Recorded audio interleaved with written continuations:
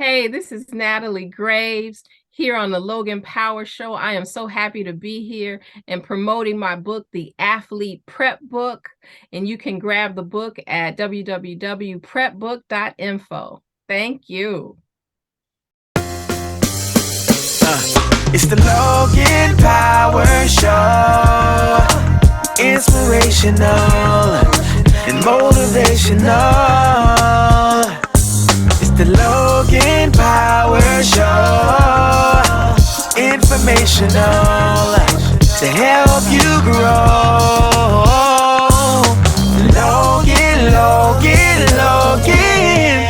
Logan Power Show. And now the host, Calvin Logan. Hey everybody, welcome to the Logan Power Show. It's me, your host, Calvin Logan, and we are live for another special broadcast in the Logan Power Show. I'm speaking to all my athletes out here that you want to be prepped for the process. You want to be prepared for the next level in your life. Well, I got with me a lady who's been in the field of helping those that are of need, especially our athletes, for 10 years, strong in her business. She wants to make an impact, not just locally, but across the nation, across the globe. She's going to talk about her book that's going to talk about some things about the athlete's prep book. And we want to just give her your words of encouragement to keep it moving. The one and only, last time she been logo was 4 years ago, but she's coming on strong than before. The one on Mrs. Natalie Graves. How you doing, Miss Graves? I am doing well. How are you? Fantastic. No complaints here. No complaints at all. Um, so let's get down to your book. You want to focus on athletes, the prep book, to help them to betterment of themselves. You have been in social work and you have been focused on the mental aspect. When you came in Logan Power Show 4 years ago.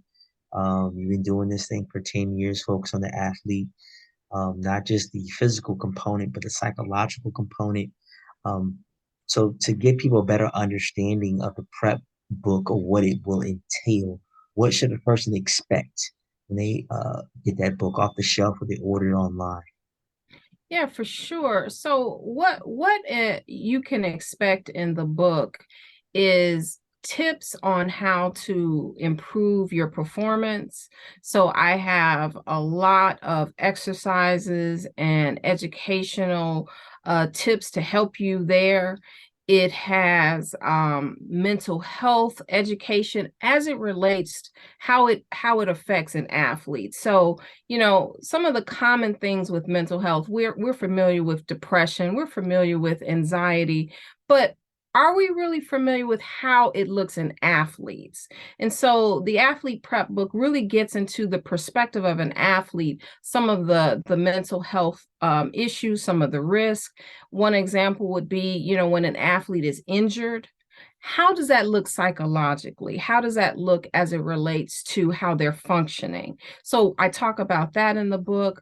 In addition to the mental wellness piece, the performance improvement piece, it's also a journal, and it's to be used throughout the season. So an athlete can take this book, you take the journal, set goals for him or herself, track how they're doing, do reflections, check-in list. And so it's a very unique resource that athletes can use, coaches can use, programs can get it and use it for their athletes as a whole, as in groups. So I'm really excited about this. It's really the work that I do with athletes and teams. I've really tried to put my work in a workbook. Understandable. Want to have understand writing that the athlete may need or a person in need. Now, you mentioned how an athlete is impacted off an injury and it affects them mentally. Um, we've seen numerous different occasions where athletes either torn an ACL, hurt a shoulder, basketball, baseball, football. I think when it comes to sports, baseball is one of those sports like got Tommy John surgery. I'm out for a year. It's understandable. Um, Football, depending on the severity of the injury, you see things where the UCL injury for Josh Allen, the Buffalo Bills quarterback, how like they said, like, if he keeps on throwing, there's a potential he could cause Tommy John surgery, be even more worse. But you see, Right. he still played. Yes. And so, and then you have athletes who have torn ACL, MCL. Give an example. Most recently, Klay Thompson took him almost 2+ years. Finally got on the court. Um, but there is this component. If I'm hurt, um, people say, well, ain't that bad. My ankle got hurt, get back on the field. Social Yeah. media you've seen have played such a huge dynamic, not just the big people with a big, I would say, following. It's a little small person, get a couple hundred. They say something out the blue, and the person responds. Why is it that an injury or something like that has affected, the psychological aspect of athletes? Just the, University of Virginia, another example. The three smart, bright, intelligent young men lives were died senselessly from an ex teammate that was on the team. So I'm just trying to figure out where's this mental thing is getting serious to where people who are ex athletes are going to the extreme. There's people that's on the court that's lashing out. So why do we need this? Because it seems like, just mental aspect, hey, why are you worried about that? You make millions of dollars or you got a big following. Like, why do you got to respond? Why are you worried about mental aspect? Yeah, yeah, that's exactly right. There has been a long history where when we looked at an athlete, we really just looked at them as a performer, and that's all. That they need to just score touchdowns, shoot threes, hit a goal, hit an ace, and that was the end of it. And we really weren't taking into consideration something that's really obvious, that athletes are human, right? And we forget that because as fans, we get excited about what they do and we look up to them and all the hoopla around sports. But the individual, the athlete, is a person who struggles just like you and I. And that's for many, many years that has been missed. And I think finally, sports has really kind of caught up to what I have been saying for so many years, is that we have to treat mental health just like physical health. We cannot ignore the mental well-being of athletes. So when we're talking about, like you said, a couple things about injured athletes and the situation with the football players being killed. So let's take injured athletes. So when there's a culture in sports that we do not say that we're injured. We do not say, something is wrong. We push through. That is the culture of sports. The warrior mentality. And there is some validity to that. There's reasons why athletes are able to overcome because they're able to push themselves. But with anything, if we push ourselves too far, there is a breaking point. If we ignore and don't acknowledge things, it gets neglected and things get worse. So with injuries, I like to look at it in this way. As an athlete is physically rehabbing, we should be also focusing on mentally rehabbing. And so what does that look like? When an athlete is recovering from an injury, a lot of things are happening. One of the first things is the pain. And we know with chronic pain, it puts you at risk for clinical depression. That's just a fact. Experiencing long-term pain, chronic pain, you're at risk. So first we have that concern. Also, with an athlete who is injured, they're also away from their team. So the camaraderie, the brotherhood, the sisterhood, the collective of a purpose is now been removed. So there's pain, there's isolation, and then an athlete's identity is also tied to their sport and they're not able to play at this time. So right there, an athlete is not only dealing with physical challenges and hurdles, but there are mental hurdles as well. So as an athlete is recovering, we really need to be making sure that they are working on the internal struggles from being injured. So that's really, really important. And a lot of times we don't talk about that. When an athlete begins to get closer to returning to their sport, some athletes no longer trust their body and they lack the confidence that they once had pre-injury. And so there's a process that some athletes have to go through to actually gain the confidence back, be able to trust the body, because there's a fear of being injured again. So there's a lot of dynamics, and really being in touch with your mental toughness, your mental agility, your ability to be resilient. This is really important when coming from or trying to recover from an injury. So it's not just a physical piece there. Understandable. Um, Now you're mentioning like on the collegiate level, pro level. What about this high school, elementary, middle school? What I mean by that, elementary school, you think about rec ball. I'm playing from a team, kid gets hurt, you know, the understanding is there is pain, there's severity, there is the pain. There is a situation to where you've seen parents push their child to the extreme, like, kid probably mess up themselves up, like either it's basketball. Um, my knees already in a messed up state, and the healing process may take longer.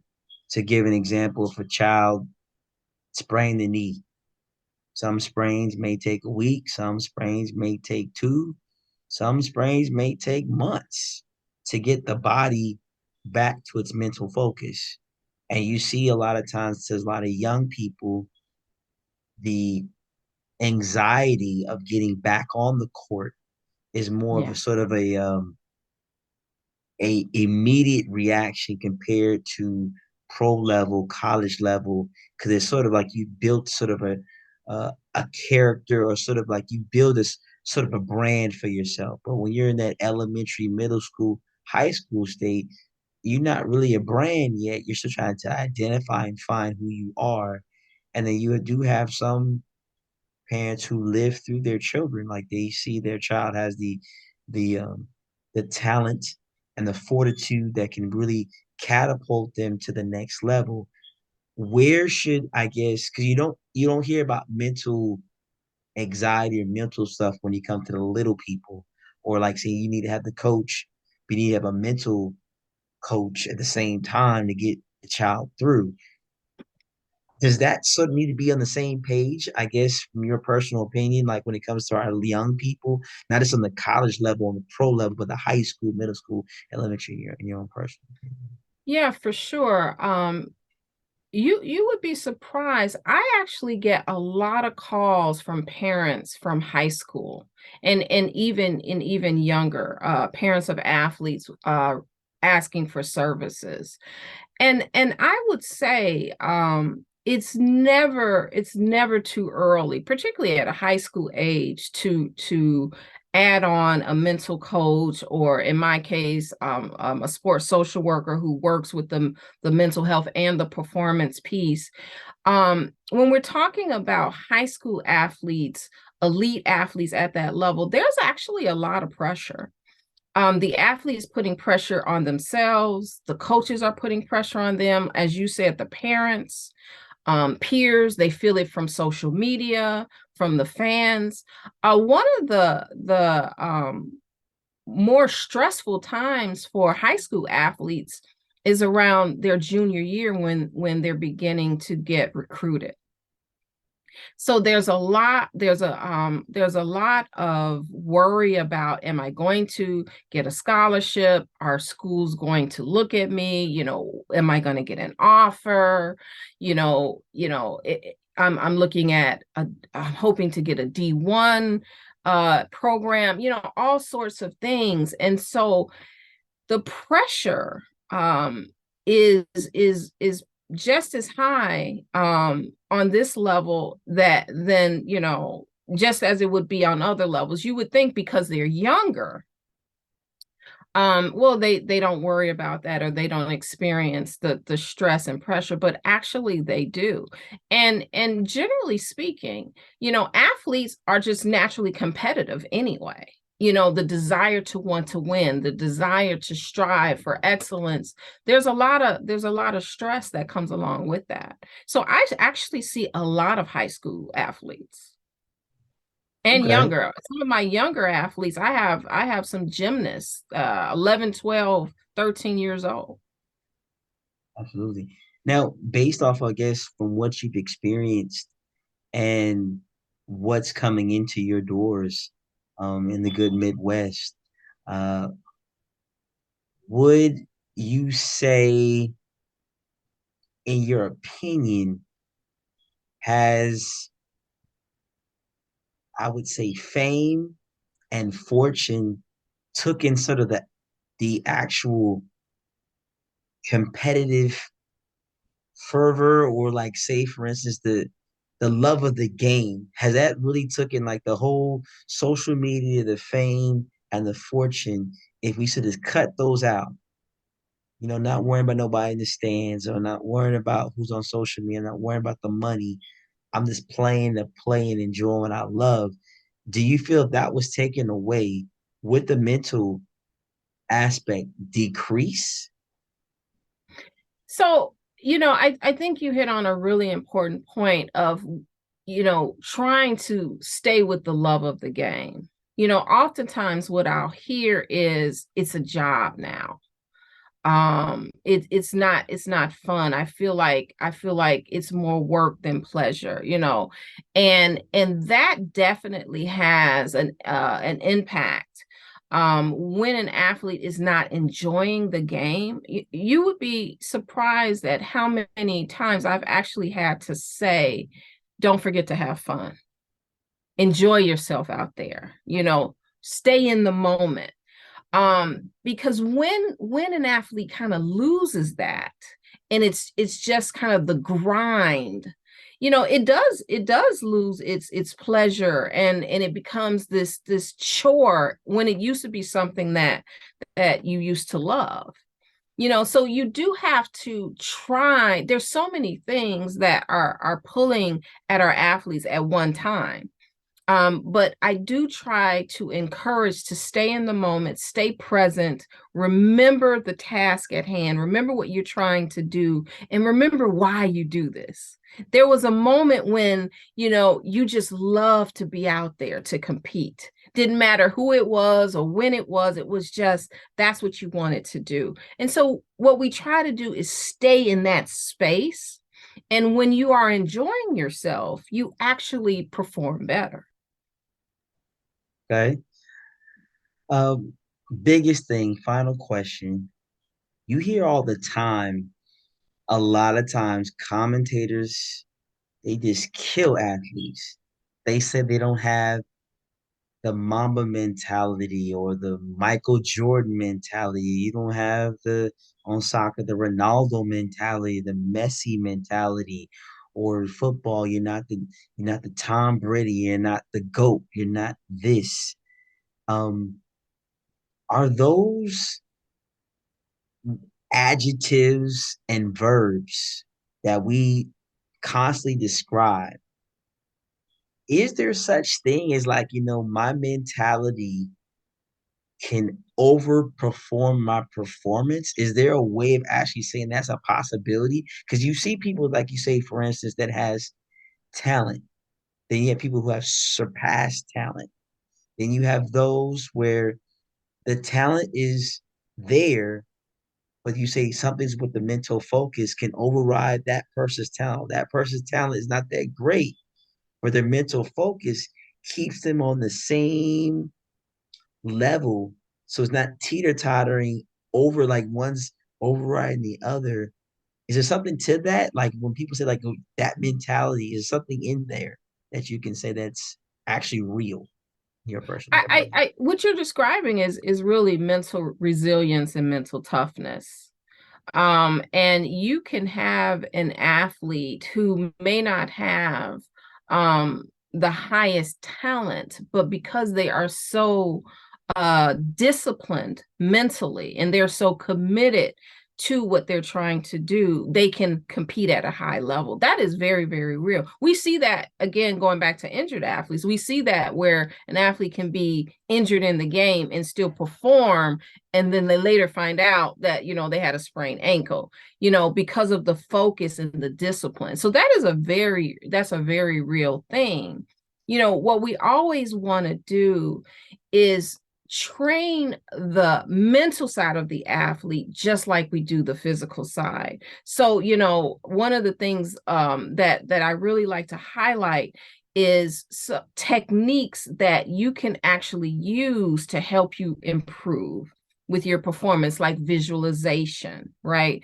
Or an affirmation. So like with visualization, I actually go through this with an athlete, and I also, it's in the book as well, actually see yourself shooting the free throw, actually imagining yourself holding the ball at the line, seeing the net, feeling the ball, and seeing it go in making the shot, like actually seeing that.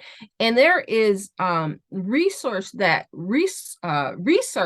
supports that when you mentally have that image in your mind, you can manifest it in your performance.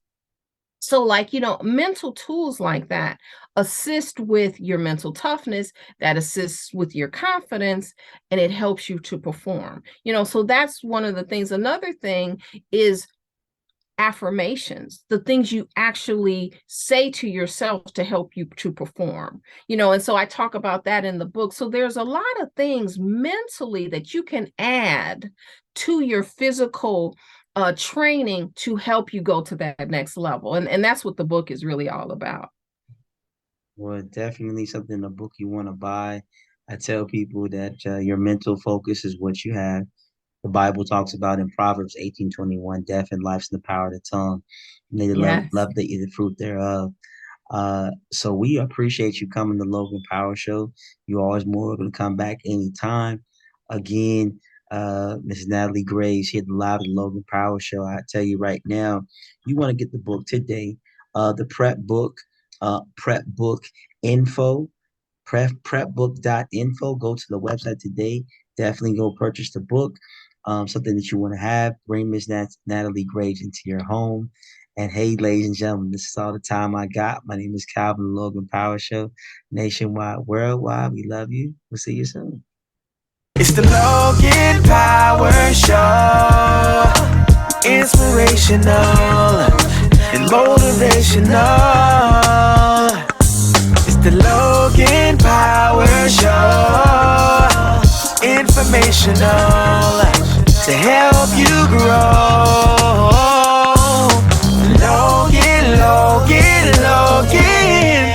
Logan Power Show.